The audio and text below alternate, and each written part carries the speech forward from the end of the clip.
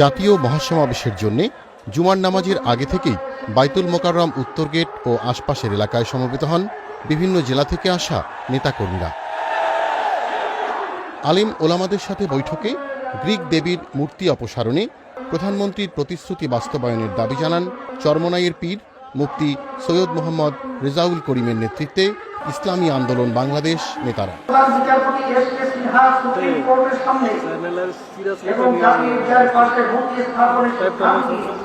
দেশের সংখ্যাগরিষ্ঠ মানুষের ধর্মীয় অনুভূতিকে আঘাত দিয়েছে। তিনি দেশের সংবিধান রক্ষার শপথ নিয়ে সংবিধান লঙ্ঘন করেছেন। তিনি গণমানুষের আস্থা এবং নিরপেক্ষতা হারিয়েছেন।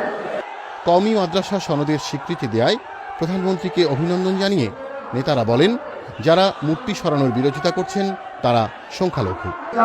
একটি শ্রেণীর কার্যক্রম শুরু হয়েছে।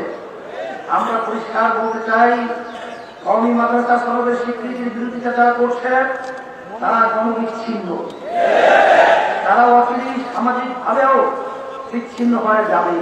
গ্রিক দেবীর মূর্তি অপসারণের দাবি আদায়ে কঠোর আন্দোলনের হুমকি দেন ইসলামী আন্দোলন নেতারা। Enamul Kabir Rupam, channel I, Dhaka.